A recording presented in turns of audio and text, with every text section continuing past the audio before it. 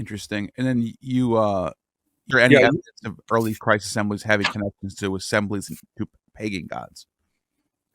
I guess it depends on what we might mean by connection. That Christ groups knew about other assemblies, I think, is pretty clear. If one thinks about 1 Corinthians 8-10, where Paul addresses the issue of whether a Christ devotee should participate in a cultic meal where the meat has been sacrificed to a pagan deity.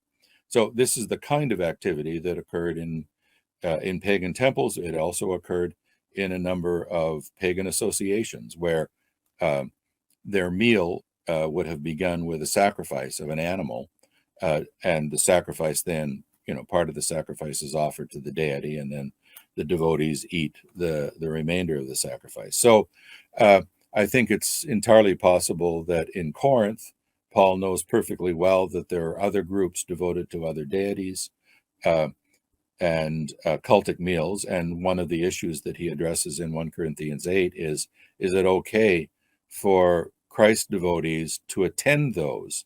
As they seem to have been doing. And his answer is try to dissuade them from doing so. If one looks at the letter of Ignatius to the Ephesians, this would be from the very early part of the 2nd century. Ignatius describes a Christ group using the terms that belong to Dionysiac associations. So he says that you are Christ bearers, Christophoroi, and you are Neophoroi, temple bearers. And he uses a whole series of words that end with this suffix phoros or phoroi, a bearer. Yep. Now, that's typical vocabulary of Dionysiac associations, where there are basket bearers. Phasmophoria. Exactly. So there are and what he's describing is a kind of procession of Christian procession where each of these members has a different phoros name or a phoros function. They're a bearer of a Christ or the temple or something like that. But that vocabulary comes straight out of understanding how good Dionysiac groups divide their devotees into certain classes of basket bearers and phallus bearers and so forth. So now that doesn't mean that I think that means that he knows perfectly well what that vocabulary is, because he knows about Dionysiac groups and he sees them, he hears their vocabulary, and he adapts them. It surely doesn't mean that his Christ believers are members of a Dionysiac group. They, for all we know, they could have been former members. Let me run something by you real quick. As someone who's you're a professor, you're an expert, and I'm just an amateur reading this stuff and for fun. Let me run this by you and get your opinion. This is the last thing we'll talk about, because I've recently had come up with the hypothesis that some of these early Christians are converts coming from Orphism. And the reason why I think that is for a couple of reasons. When we look at Clement of Alexandria, he's really like focusing on these Orphic traditions, and even saying like Christ is the new Orpheus, singing the song of salvation. He says that in his exhortation to the Greeks. You also have in some of these early catacombs pictures of Jesus looking like Orpheus. Mm-hmm. And the last thing with a sheep on his shoulders. Yes. And then you have Paul talking about, listen, guys, you might show up at a dinner and they might offer they might give you meat that was sacrificed to an idol. It's all right. Just chill out. Unless it trips your brother up, then don't do it. And I'm thinking, who are these people associating with? And when I look at the Orphics, they're a lot similar in their piety and their religious devotion. It seems to me that this could be part of the early Christian transition, that these people were, for whatever reason, more likely to convert to Christianity. What are your thoughts on that? That's entirely possible. I'd also point, at the beginning of 1 Thessalonians says, everybody's heard how you turned from idols to serve the true and living God. So Paul here is, I think he's citing what's common knowledge between him and the Thessalonians, namely that at some point they were not Christ devotees. They were devoted to other kinds of deities. He doesn't say which kind of deities there, but Dionysus is a possibility. Orphism is which is possible. big in Orphism. The Yeah, Dionysus, the Thesmophoria, that's all Orphic stuff. yeah, And not to mention the Derveni papyrus is found right in the smack dab in the middle of Thessalonica. yes, yeah. So it's entirely. This is entirely possible. Um, I think it was Bob Jewett that wrote in his book on Thessaloniki, uh, argued that there was a connection to the cult of the Kabiroi, um, which was sort of a quasi-mystic cult. That's possible. Um, the difficulty that we have is Paul doesn't actually say very much about what groups they came from, and it doesn't give us much of a clue about Sure. uh, what they had originated as as uh, cultores of some other deity.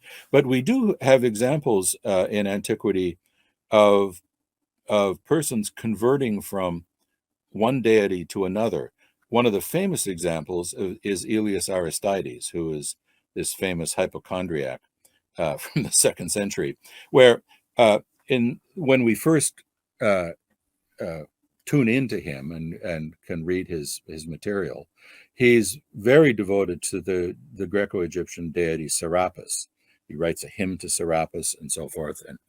And but there's a point at which he seems to decide that Asclepius is better for him. That both Serapis and Asclepius are healing gods, but Asclepius is also connected with rhetoric, and he's a rhetorician. And in the latter part of his career, he seems to be much more interested in his devotion to Asclepius and not to Serapis anymore. So there's an example of somebody sort of switching deities. Um, One of my former students, Zeba Crook, has written extensively on this notion of shifting from one deity to No, another. Nonus, I think Nonus converts to Christianity. I think he wrote the Dionysica. I could be Yes, yeah, right. Yeah, and then he writes this sort of allegorical poem wrong. about John. Christianity. So yeah, you get people switching. It's a really interesting a really interesting question. Why? That is, what does the new deity have?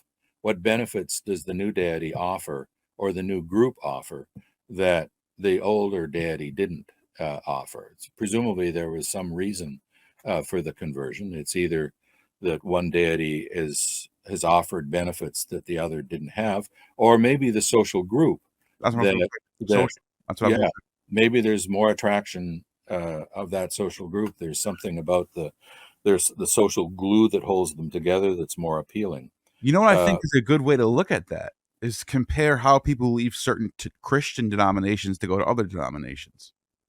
Like yes, somebody might leave the Catholic Church because, whoa, these Baptists, they really have the real gospel, and let's go over there. Or maybe the other way around. Maybe someone's like, yeah, these Baptists are a little too right wing for my taste. I'm going to go to this Catholic church, and oh, look how nice this church looks. Oh, look at all these statues.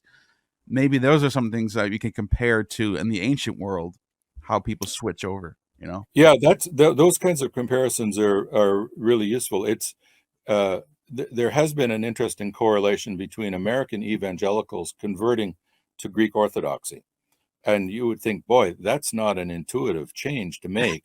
Uh, but it's observed all over the place that it happens, and one might then suggest that there's a certain appeal to the amount of ritual that you see in Orthodoxy that you don't see, incense and vestments and all of that may have its own attraction. Uh, another kind of interesting comparison that Rodney Stark has made is to look at conversion by the Mormons, where the Mormons I think one of the motors behind Mormon conversion is the strength of Mormon groups, or the strength of Mormon socialities, that you belong to a Mormon group and you're in a sense fixed for life, for social relations, strong and healthy social relationships. It may have nothing to do with theology. It may have to do with the kind of internal cohesion of these Mormon groups, and especially for people who feel a little alienated or a little, disconnected from their own groups. A Mormon group is a great one to belong to. Though the conversion, I think, can happen both for kind of theological reasons, and it can occur for entirely social reasons. That and Stark has also made the interesting point that in the third century, when the plague of Cyprian hits, both Christians and Jews cared not only for their own, but they cared for their pagan neighbors.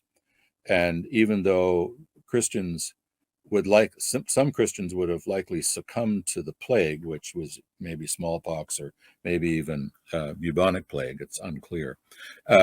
But for pagans who had been cared for by Christians who recovered, then the likelihood of conversion goes way up.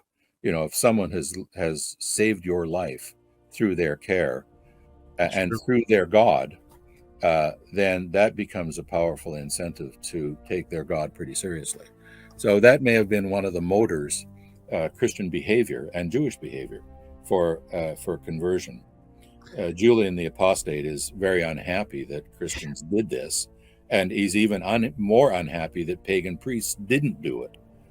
That is, they tended, to hightail it out of town when the plague hit, rather than caring for anybody.